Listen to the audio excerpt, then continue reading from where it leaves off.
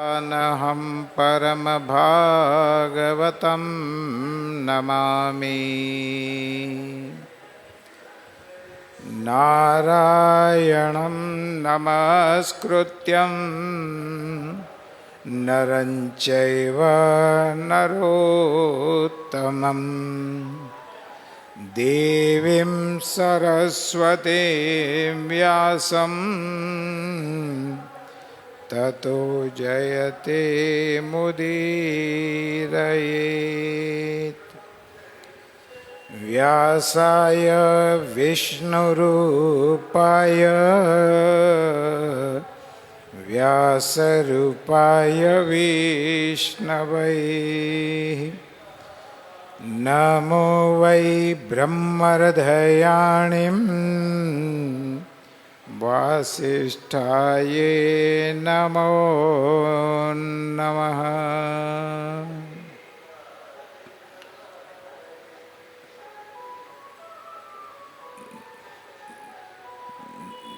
ध्येयं सदा परिभवग्नमभीष्टदोहम्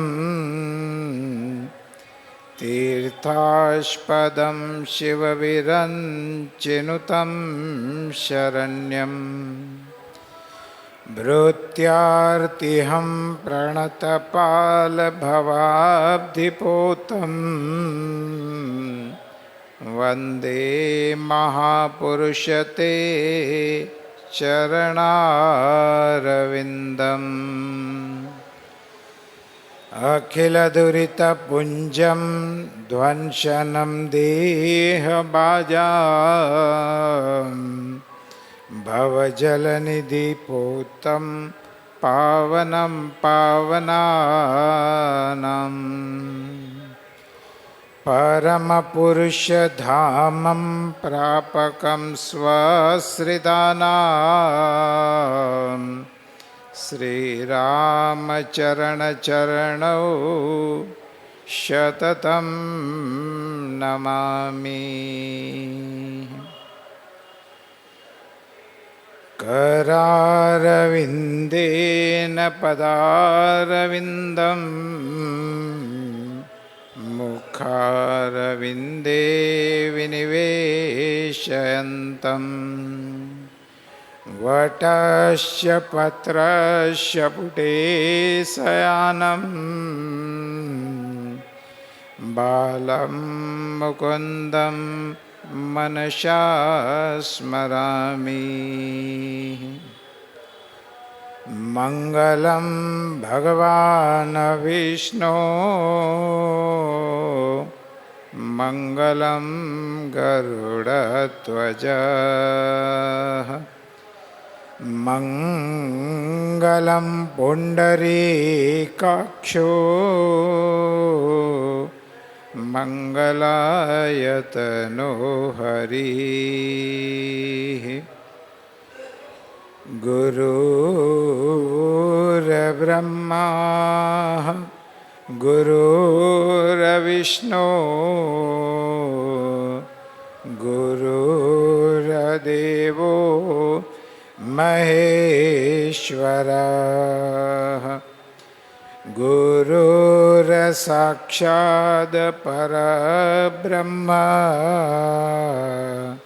तस्मै श्री गुरुवे नमः। सुख का सागर राम है, दुख का भंजनहार। राम चरण तजिए नहीं, बजिए बारंबार। जो सुख चाहे तू सदा, शरण राम की ले। कह नानक मेरे मना, यह दुर्लभ मानुष दे।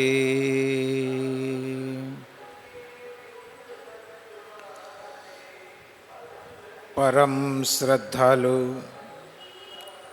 भक्तवृंद, भगवत अनुरागी, धर्म प्रेमी भक्तजनों, जगत जननी माता स्वरूपा, भक्ति स्वरूपा, शक्ति स्वरूपा माता और बहनों, सर्वप्रथम श्री सद्गुरु महाराज जो ज्ञान के दाता, बुद्धि के प्रदाता, ऐसे श्री सद्गुरु महाराज के श्री चरण कमलों में शत कोटि कोटि प्रणाम।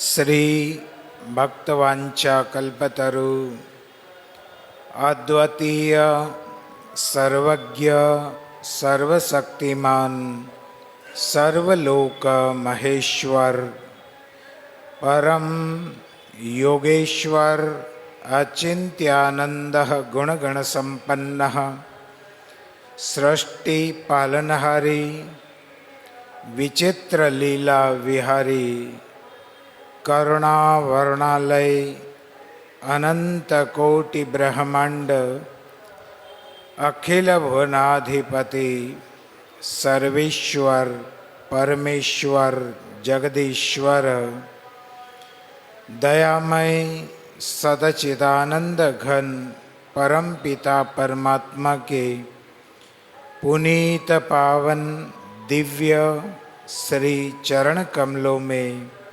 श्रद्धा भक्ति प्रीति पुरस्सरः विनया वनत प्रणाम प्रस्तुत करते हुए वीतरागी नाम लिहारी आप्तकाम जीवन मुक्त स्वामी जी श्री रामचरण जी महाराज के पुनीत पाद चरण कमलों में नमन करते हुए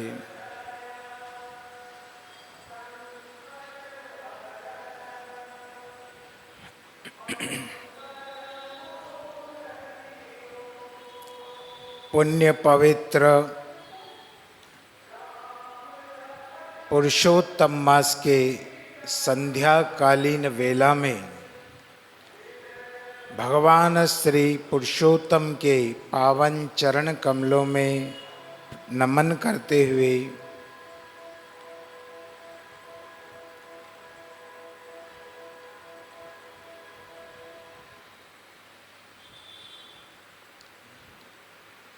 पुरुषोत्तम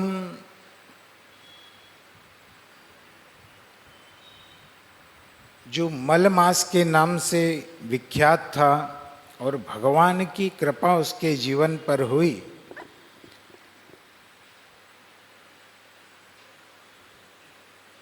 भगवान की शरण में जाने पर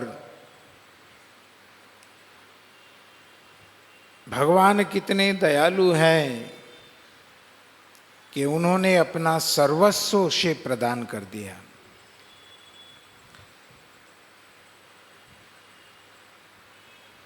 नाम गुण रूप यश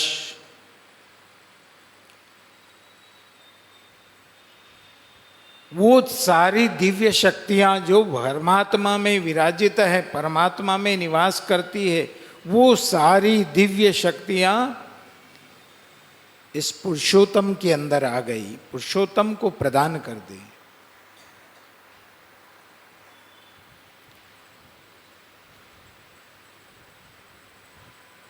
जिसे अधिक मास के नाम से भी अधिक यानी कि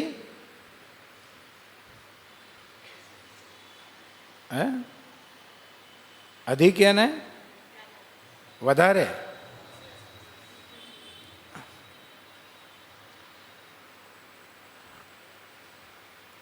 एक भगवान का नाम लो, परमात्मा का नाम लो और वो कई गुना बढ़ जाए, इसलिए उसको अधिक कहते हैं।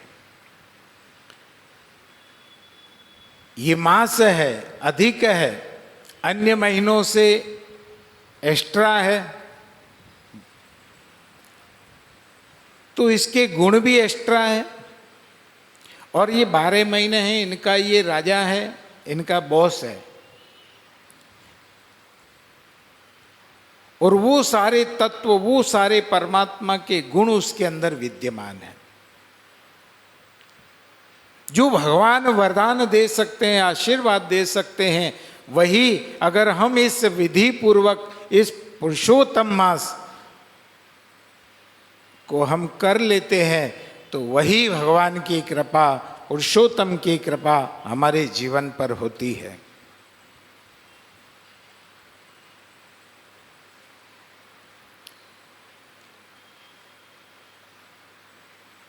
तो भगवान श्री कृष्णचंद्र आनंद कंद पांडवों के उस वनवास की यात्रा में जहां वो लोग निवास कर रहे थे, उनकी हालत देख करके, उनके रूप रंग को देख करके भगवान पांडवों से मिले। और पांडवों से मिलने के बाद में जब द्रौपदी की ओर देखा, पांचाली की ओर देखा, तो उसे देख करके भगवान को क्रोध आया, आवेश आया। और उस आवेश के अंदर भगवान ने विचार करने लगे, अर्जुन से कहने लगे, अर्जुन मैं इन कौरवों का विनाश कर दूंगा। जब भगवान का क्रोध बढ़ने लगा, आवेश बढ़ने लगा, तो युधिष्ठिर महाराज, धर्म के धीरू जिसे माना गया है, धर्म के वेत्ता अर्जुन भगवान के चरण दबाते हैं, जल पिलाते हैं। क्रोध हमारे जीवन के अंतर्गत तमोगुण जब बढ़ता है तो रक्त में एक संचार होता है, और उस रक्त का, जैसे हम कोई गैस के ऊपर चाय रखते हैं या पानी रखते हैं, 100 डिग्री के बाद में वो खोलने लग जाता है, उबलने लग जाता है। तो ऐसे ही हमारा रक्तचाप भी, जब हमें क्रोध आता है ना, आवेश आता है, तो उस समय हमारा खून भी 100 डिग्री से ऊपर ही चला जाता है। ये वैज्ञानिकों का भी शोध है।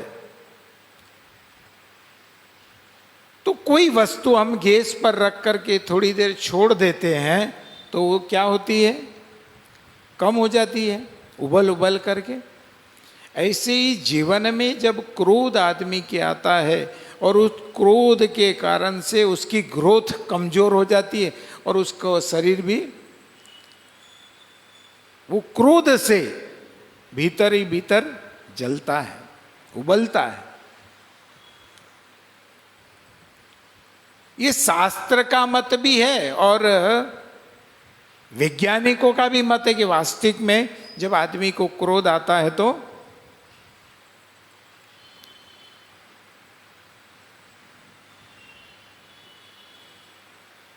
तमोगुण हमारे भीतर है, निवास करता है। उसके ऊपर कंट्रोल रखना। गाड़ी है, गाड़ी बहुत अच्छे से फास्ट चला सकते हैं हम, 120 150, परंतु कंट्रोलिंग के वो गाड़ी हम कंट्रोल कर लें ब्रेक के द्वारा। ऐसे ही हमारे भीतर जब क्रोध उत्पन्न होता है और उस क्रोध को हमने वश में कर लिया,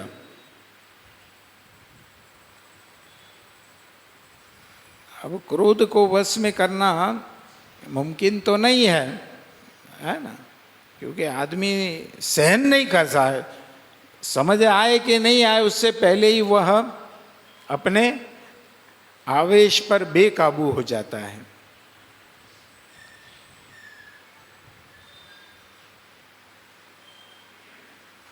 उसके ऊपर नियंत्रण करना सीख जाओ।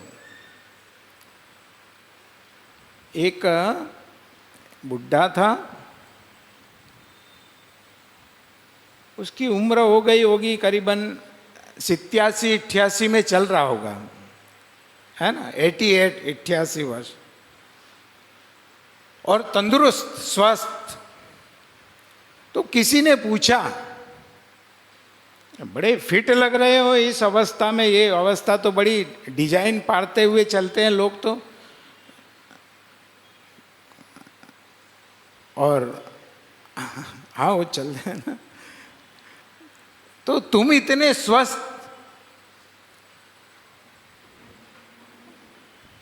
तो बोले कि मेरी और मेरी पत्नी की शर्त लगी हुई है कि हम कभी घर में झगड़ा नहीं करेंगे।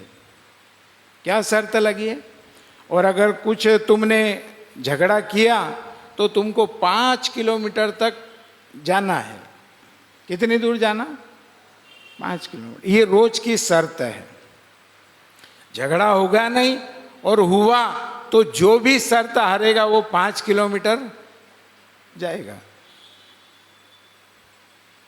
तो अब ऐसा तो कोई दिन नहीं जाए कि घर में कोई न कोई वाद विवाद नहीं हो, कुछ न कुछ बात तो हो। और वो बेचारा हारता कौन है? बोले बुढ़ा हार जाता है, और बुढ़ा जाए 5 किलोमीटर। लड़के ने पूछा कि महाराज चलो तुम इतने स्वस्थ हो, फिट हो, पर ये तो डोही भी तो फिट है, ये भी तो टनाटन है, ये भी तो चल रही है, ये भी तो स्वस्थ है। बोले तेरे को पता नहीं है, ये देखने आती है मेरे को कि 5 किलोमीटर जाता है कि नहीं जाता है।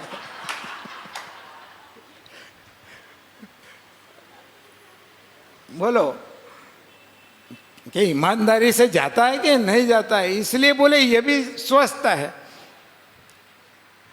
तो शर्त तो घर में रोज लगती है, रोज कोई ना कोई ऐसी बात हो जाती है, विवाद हो जाता है, झगड़ा हो जाता है। तो हारता तो मैं ही हूं, और मैं रोज जाता हूं 5 किलोमीटर। कभी कभी तो 2-2 बार भी चला जाऊं। तो ये देखने के लिए आती है कि ये बुढ़ा वहां तक जाता है कि नहीं 5 किलोमीटर बरोबर, इसलिए वो भी स्वस्थ है। तो क्रोध जो हमारे जीवन में है, और उस क्रोध, और क्रोध के भी कई तरीके हैं शास्त्र में। क्रोध के जो क्रोध है, ये क्रोध क्या है? भगवान कृष्ण, सात्यकी और बलराम जी, ये तीनों एक बार क्या हुआ कि रथ में बैठ कर के कहीं यात्रा के लिए जा रहे थे। तो चलते चलते चलते सायंकाल का समय हो गया, अंधेरा होने लगा। तो भगवान ने बलराम जी से कहा कि अब वापस हम यहाँ से लौटेंगे तो घर भी नहीं पहुँच पाएंगे, तो एक काम करते हैं कि हम यहीं रुक जाते हैं। अब कोई उस समय टॉर्च या बैटरी या मोबाइल की टॉर्च, ऐसा कोई जमाना तो था नहीं प्रकाश का। संध्या हुई के रुक जाओ। तो भगवान ने एक बहुत अच्छा बड़ा विशाल सा एक पेड़ था, तो भगवान ने कहा आज रात्रि यहीं विश्राम करते हैं।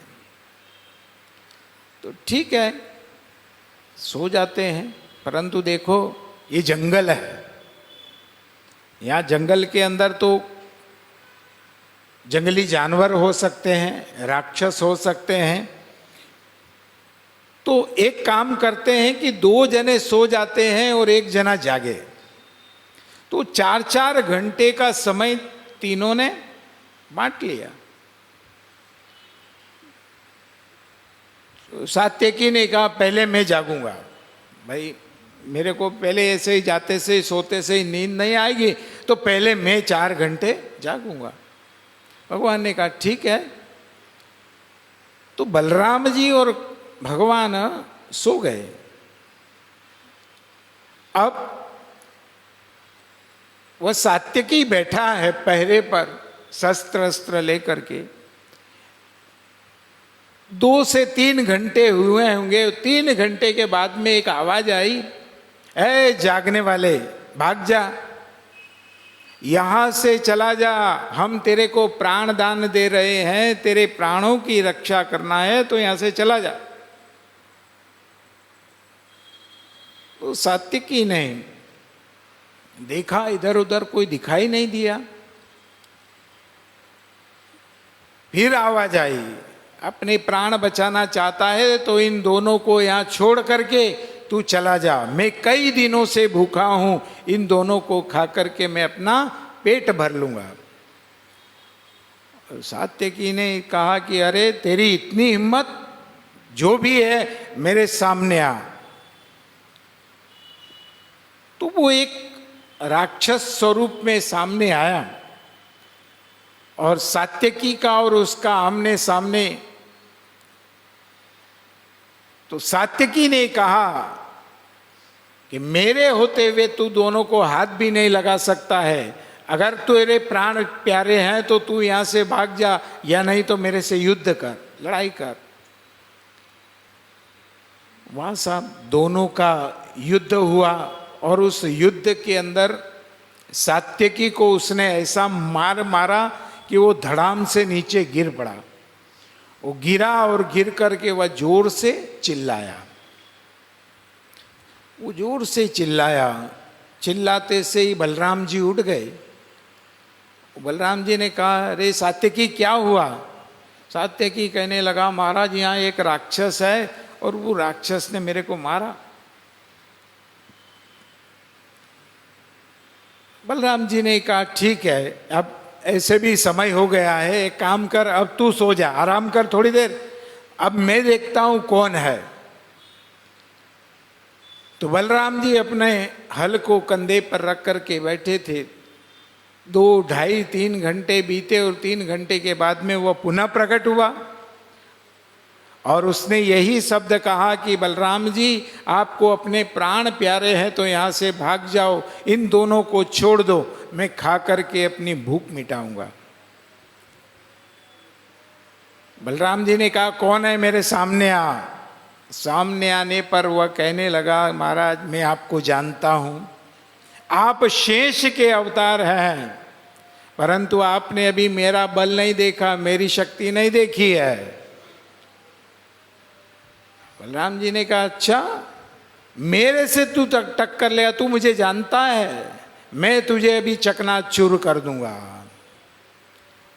तो उसका भी बलराम जी के साथ युद्ध हुआ और उस युद्ध के अंदर बलराम जी को भी उसने उठा करके नीचे पटक दिया।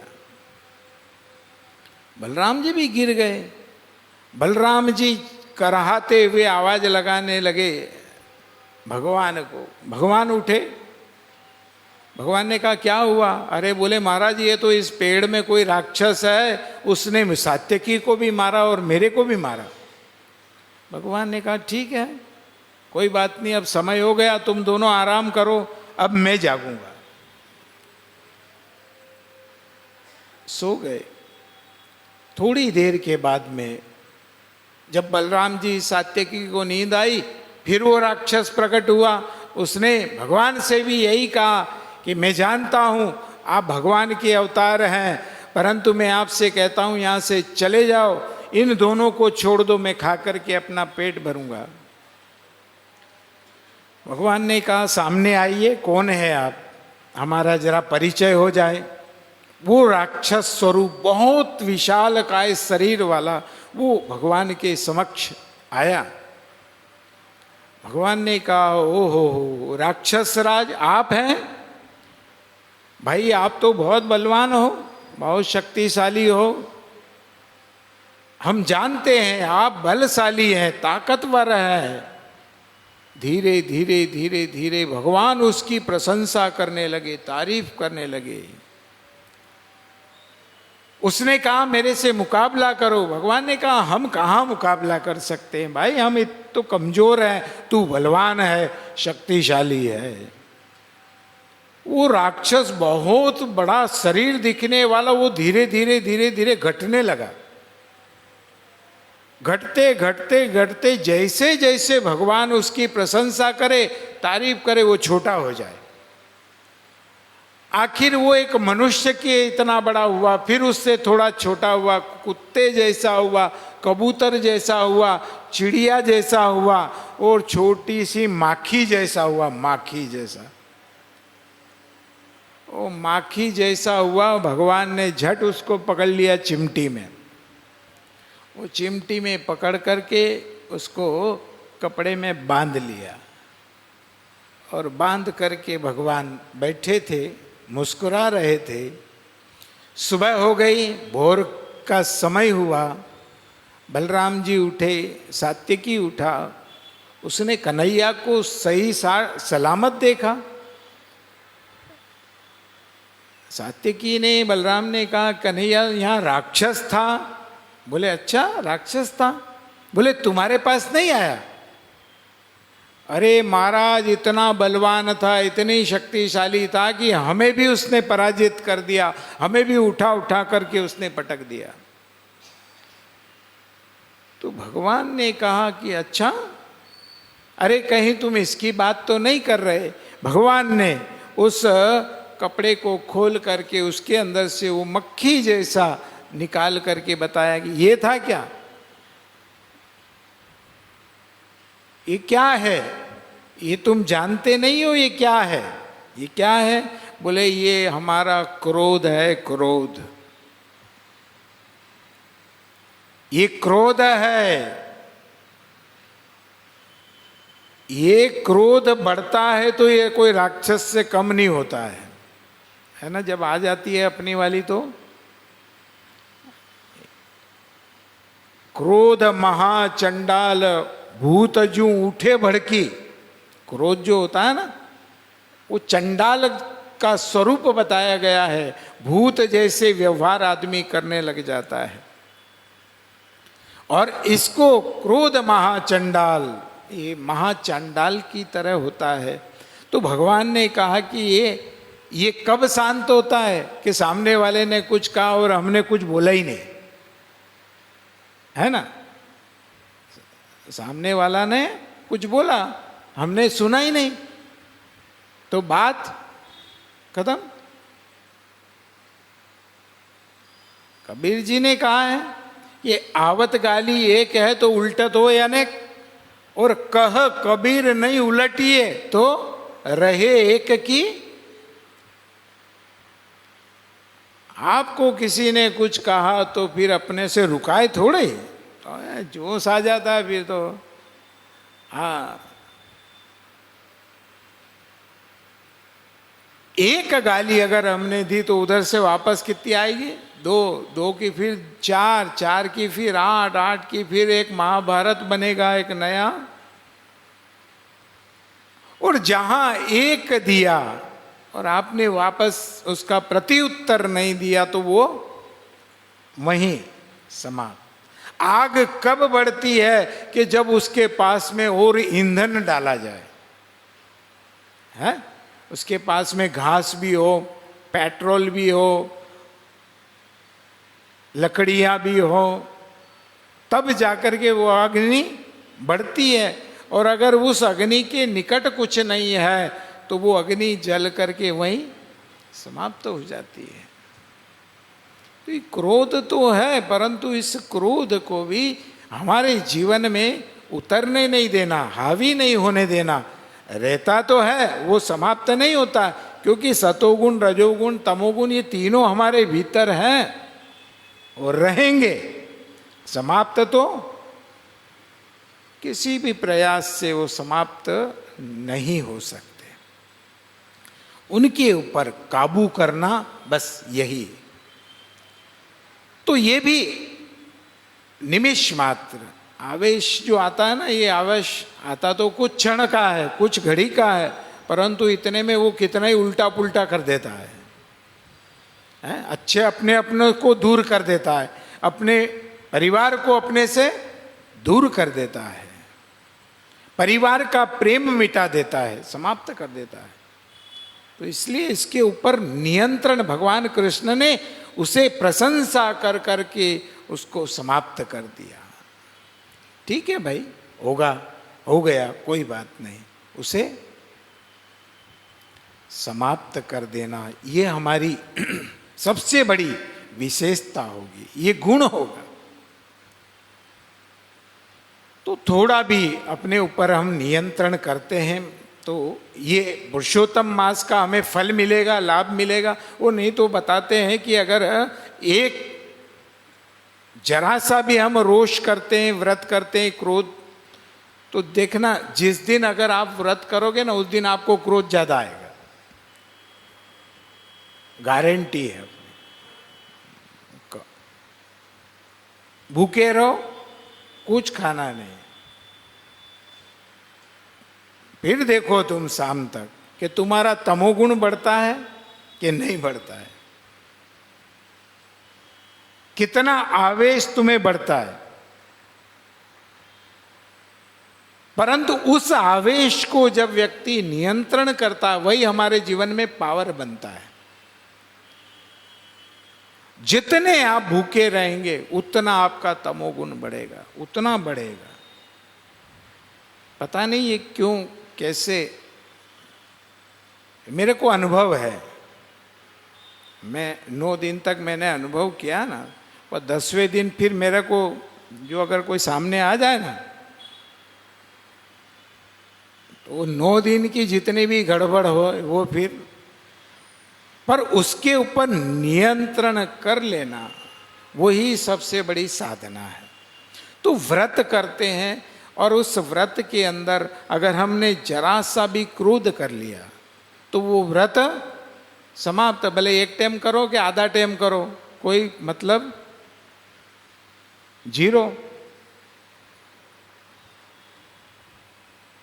ये हमारे जीवन में समापन करने के सारे साधन हैं। अब हम कहें कि साहब हम तो इतने साल से पुरुषोत्तम कर रहे, कोई फायदा ही नहीं मिला, बस पुरुषोत्तम न जीमा हम, बस यही रह गया, तुम पुरुषते रहो हम जीमते रहे, वो कोई फायदा करता ही नहीं है, लाभ करे नहीं। क्योंकि ये जो एक एक वस्तु यहां भगवान ने कहा है कि ये बहुत सोच समझ करके कदम उठाना है। जब अर्जुन गया था तप करने के लिए भगवान शिव का, और उस समय जब पुरुषोत्तम मास आया था तो तुम लोगों ने, परिवार के लोगों ने उसका महत्व तुमने नहीं समझा, जाना नहीं उसका महत्व, और तुम अर्जुन के शोक में उस समय भी तुम शोक करते रहे। किस समय? बोले जिस समय पुरुषोत्तम मास चल रहा था, उस समय भी तुमने पुरुषोत्तम मास का महत्व नहीं समझा। तुमने उस पुरुषोत्तम की महत्व को जान करके उस पुरुषोत्तम को अगर तुम कर लेते तो आज यो वनवास की यात्रा भोग रहे हो, कष्ट भोग रहे हो, ये तुम्हें कष्ट नहीं मिलता। ये तो भूल हुई, उसके पहले भी द्रौपदी के द्वारा भूल की गई और उसका ये सारा फल भोगना पड़ता है। ये पूर्व जन्म से भी हमें प्राप्त होता है, पूर्व जन्म का। ये सब आगे से आगे, इसलिए अच्छा करो, भगवान के स्मरण करो, किसी का बुरा मत करो, नहीं तो इस जन्म में, नहीं तो फिर अगले जन्म में, इस जन्म में नहीं तो अगले जन्म में, पर हिसाब तो क्लियर होगा। द्रौपदी के पूर्व जन्म में जहां मेघावी नाम के मुनि, ये पूर्व जन्म का वृत्तांत है द्रौपदी का, कि मेघावी नाम के मुनि थे, उन मुनि की स्त्री के द्वारा द्रौपदी का पूर्व जन्म, वहां कन्या रूप में उसने जन्म लिया। कन्या का जन्म हुआ, लाड़ प्यार स्नेह जो चाहिए थे वो चाह नहीं मिला, और मां चल बसी, मां की मृत्यु हो गई। मां की मृत्यु हो जाने पर उस बालिका का पिता ने ही उसका लालन पालन किया, उसको बड़ा किया, और मेघावी मुनि ने उस कन्या को सारे धर्म ग्रंथ उसे सिखाए गए, पढ़ाए गए, और उसे विद्वान बनाया। रूप लावण्य से वह परिपूर्ण थी। धीरे धीरे धीरे वह देखते देखते देखते विवाह के योग्य हुई, विवाह के योग्य, शादी के योग्य। वह जब शादी के योग्य हुई तो संबंध भी आने लगे, रिश्ते भी आने लगे। तो उन रिश्तों के अंदर अभी हम कहते हैं ना कि लड़के ने रिजेक्ट कर दिया, कहीं लड़की ने रिजेक्ट कर दिया। ये समस्या आज से नहीं, पहले भी थी। द्रौपदी का इतिहास बता रहा है, द्रौपदी ने कई लड़कों को बोले इसमें ये कमी है, इसमें ये कमी है, ये इसमें ये कमी नहीं है, हाँ?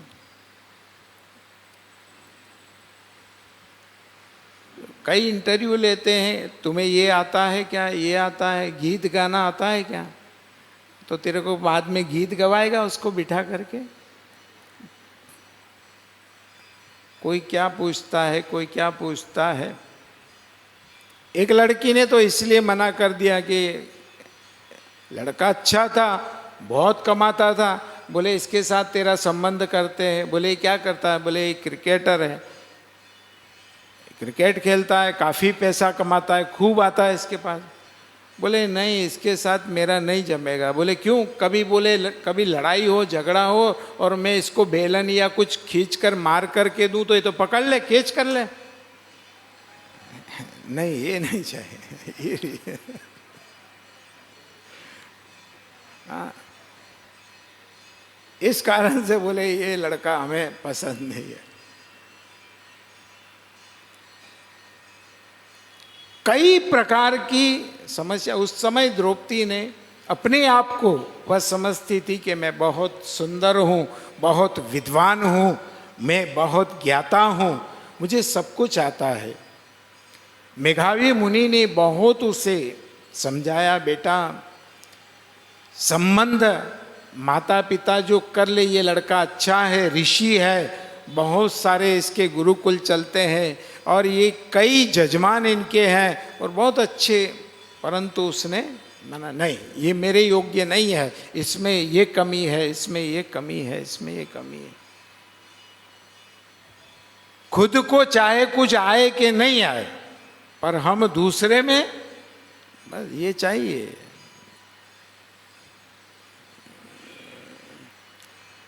तो मेघावी मुनि ने कहा कि जब एक बार, दो बार, तीन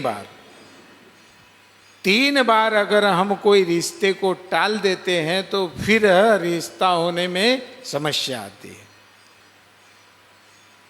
ऐसे तो कई बार मेघावी मुनि बड़े प्रयास कर करके कई जगह से उस कन्या का संबंध का चर्चा होती, बात होती, परंतु वो संबंध जमता ही नहीं।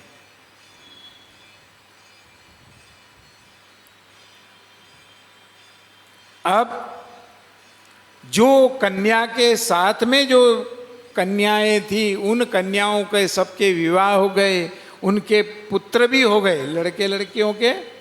उनकी जो सहेलियां थी ना, जिन सहेलियों के साथ वह रहती थी, खेलती थी, वह सहेलियां सब, उनका विवाह हो गया, सबकी शादी हो गई, उनके पुत्र भी हो गए और इसके कोई शादी का अभी तक कोई योग बैठा नहीं। मेघावी मुनि कई बार इस धरती के ऊपर कई जगहों पर घूम करके गए, कई जगह पर बहुत प्रयास किया, बहुत प्रयास, परंतु फिर भी उस कन्या का संबंध नहीं हुआ।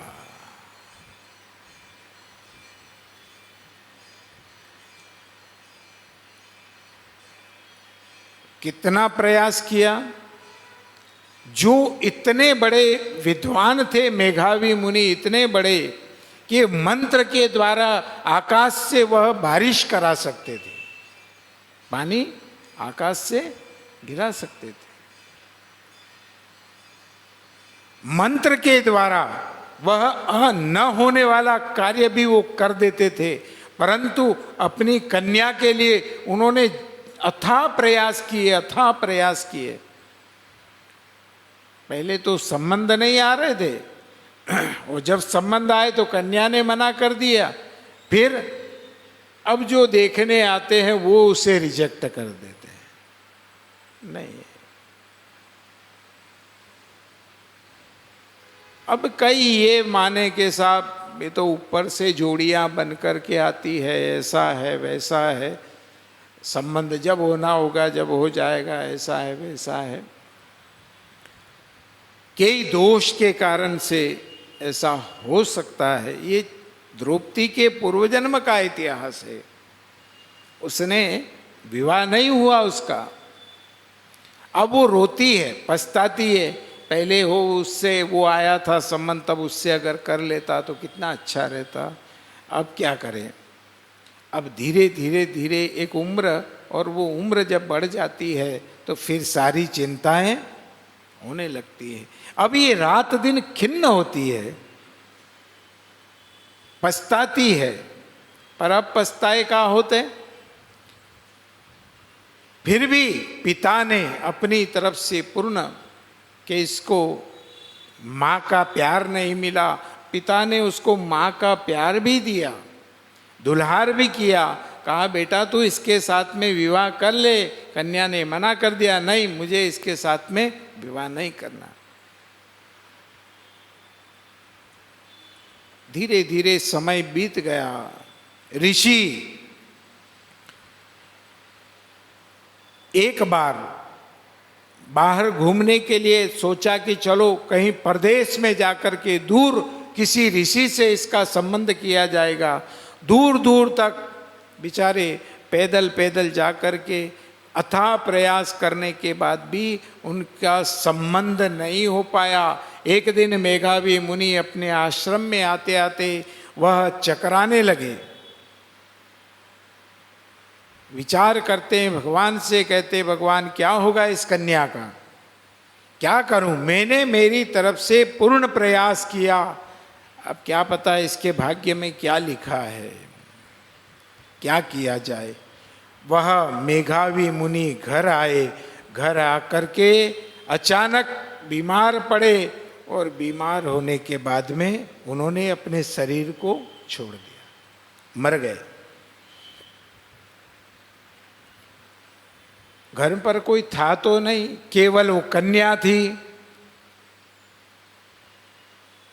और उस कन्या जब जोर जोर से अपने पिता को मरे हुए देख करके वो कन्या विलाप करने लगी, रोने लगी। रोते रोते रोते आसपास के जितने और भी आश्रम थे, उन आश्रमों से ऋषि, ऋषि पत्नियां, ये सब दौड़ दौड़ करके आए। आकर के देखा, उस कन्या को सांत्वना देने लगे। कन्या चिल्लाने लगी, रोती है, अरे मेरा तो विवाह भी नहीं हुआ, मेरी माँ मुझे छोड़ करके पहले चली गई, अब मेरा पिता भी मेरे को छोड़ करके चला गया, अब मेरा क्या होगा, मेरा अब इस दुनिया के अंदर कौन है, मैं किसके आश्रित रहूंगी, किसके भरोसे रहूंगी। ये कर करके वो कन्या विलाप करने लगी, रोती है। आसपास के ऋषियों ने कहा कि तुम चिंता मत करो, हम सब हैं, और हम लोगों से जो भी बनेगा तुम कोई चिंता मत करो, हम हर तरह से तुम्हें प्रसन्न रखने का, सुखी रखने का हम लोग उपाय करेंगे, तुम कोई चिंता मत करो। तो तमाम ऋषियों ने, अड़ोस पड़ोस के ऋषियों ने मिल करके और ऋषि का अंत्येष्टि क्रियाकर्म किया, और 12 दिन के उपरांत जो विधि होती है उस विधि को भी उन लोगों ने संपन्न किया। अब जितने ऋषि हैं आसपास रहने वाले, इन ऋषियों की पत्नियां वह आती है, उनसे वह पूछती है, बताओ तुम्हारा गृहस्थ आश्रम कैसा चल रहा है। सभी पत्नियां कहती बहुत अच्छा, आनंद से, भगवान की दया है, परमात्मा की कृपा। तब वो क्षुद्र होती है, बड़ा दुखी अपने आप को महसूस करती है, काश मेरा भी विवाह हो जाता तो मेरे भी अभी तक तो 2 लड़के हो जाते, 1 लड़की हो जाती, मेरा भी परिवार होता, मैं भी आनंद में होती, परंतु न तो मेरा बाप मेरा विवाह कर पाया और न ही मैंने भी पता नहीं कौन सा ऐसा कर्म किया जिसके कारण से मेरा विवाह नहीं हुआ। ये क्षुद्र होती है, रोती है।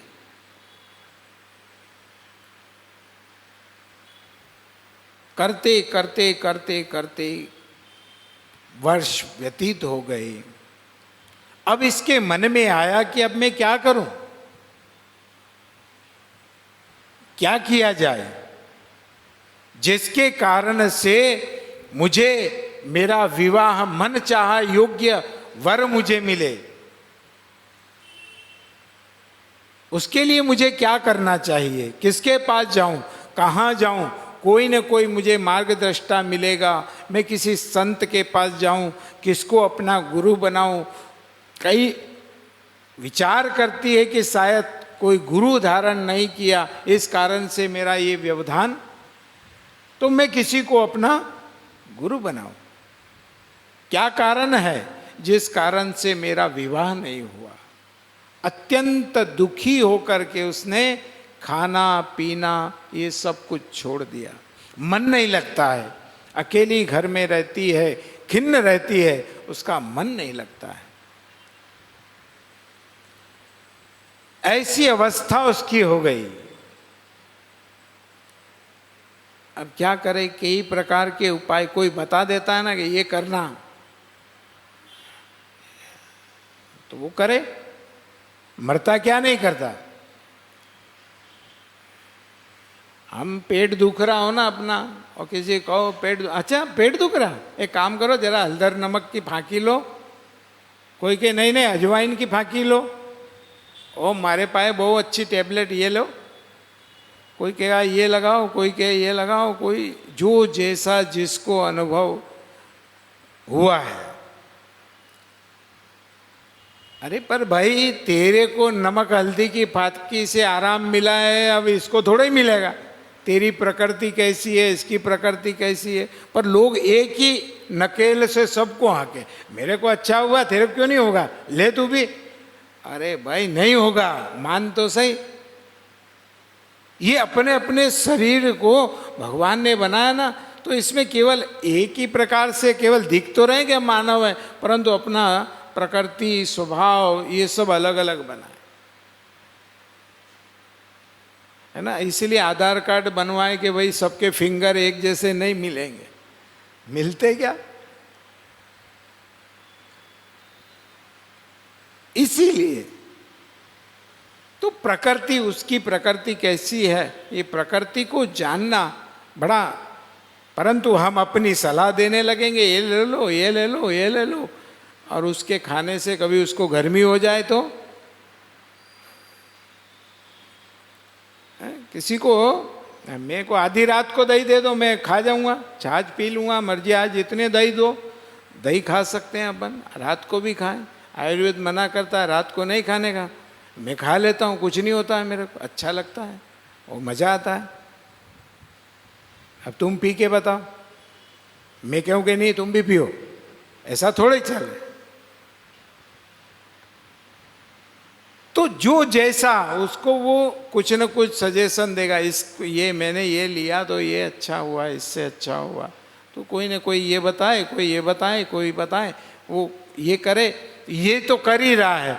और वो किसी ने कहा नहीं नहीं ये नहीं करने का, अपने को तो सत्यनारायण का व्रत करने का, ये नहीं करना, मंगलवार करो, मंगलवार नहीं बुधवार करो, गणेश जी को करो, गणेश जी नहीं अपने तो एक काम करो गुरुवार करो, गुरु जी का करो। ये ऐसे ऐसे ऐसे ऐसे वो ऐसे ही उसके जीवन में भी यही हुआ। कभी कोई क्या बताए, कभी कोई क्या बताए, वह उस मार्ग पे चले, थोड़ी दूर के बाद में फिर कोई दूसरा बता दे तो कोई क्या बता देता है, कोई क्या बता। इसलिए एक कोई भी हम करते हैं तो उस एक साधन को हम करेंगे, तब जाकर के हमारे जीवन में फायदा होगा। हनुमान चालीसा पढ़ते हैं ना अपन, तो क्या लिखा है उसमें, हनुमान चालीसा क्या कहती है, और देवता चित्तन धरे, हनुमत सेय सर्व और देवता। अब तुम तो सत्यनारायण भी जाओ ना, सामने हनुमान जी के भी जाओ, कि इधर मंदिर में भी आओ। वहां तो लिख रहे हैं वो और देवता। हनुमान चालीसा का फायदा नहीं मिल रहा है। क्यों नहीं मिल रहा? बोले उसमें लिखा है और देवता चित्तन धरई। अब हमारा तो 25 जगह जाना है, फायदा हो कहां से? नहीं, मैं थोड़ा ही बोल रहा हूं, उसमें लिखा है हनुमान चालीसा में। अब उसका अर्थ तुम बताओ क्या होता है?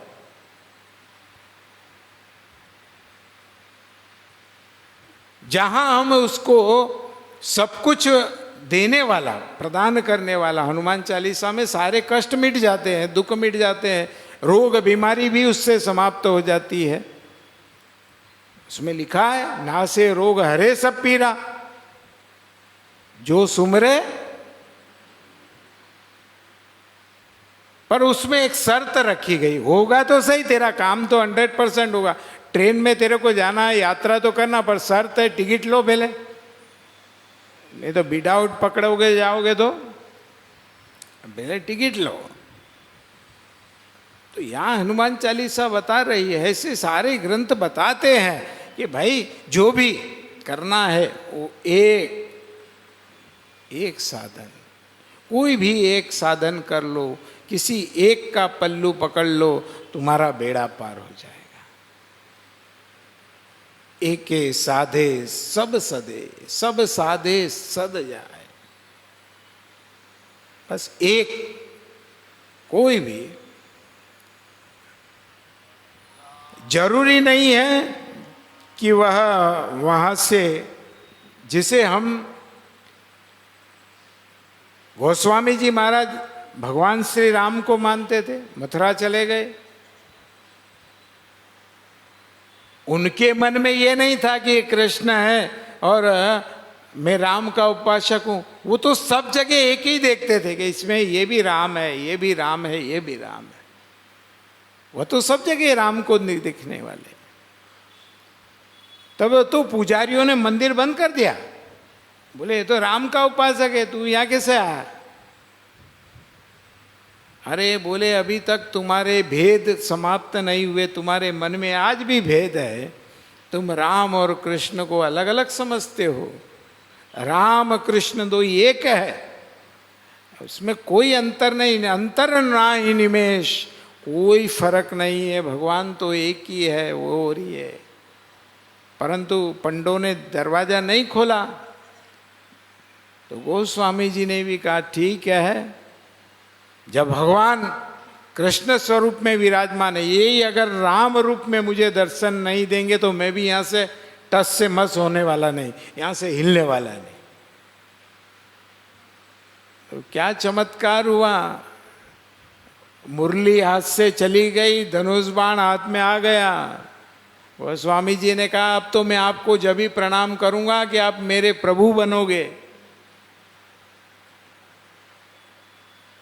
और राधा रानी की जगह सीता मैया हो गई, और भगवान की जगह भगवान श्री राम हो गए, कृष्ण की जगह। तब जाकर के गोस्वामी जी महाराज के समक्ष पट खुला, गोस्वामी जी ने प्रणाम किया। और देवता, हमारा जो इष्ट है वो ही सब में दिखाई देना चाहिए, वही सब में है, वही सब में है, वो सब में है, कहीं कोई फर्क उसमें नहीं है।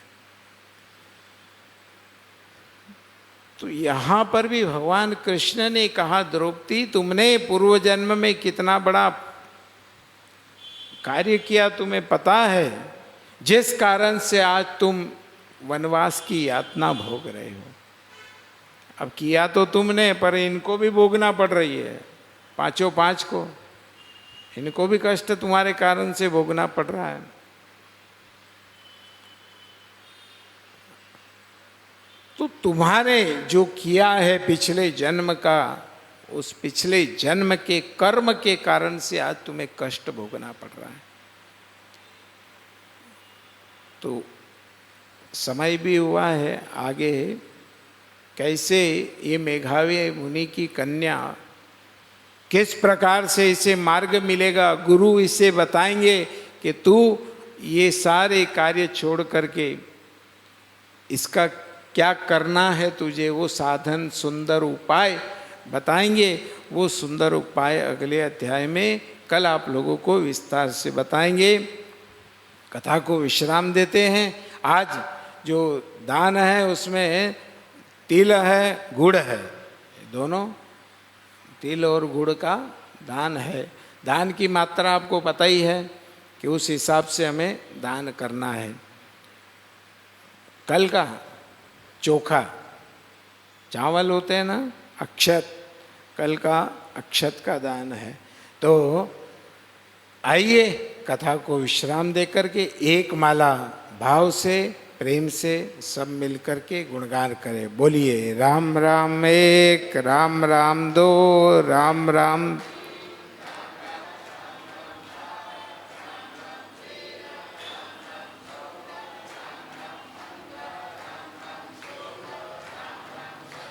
राम राम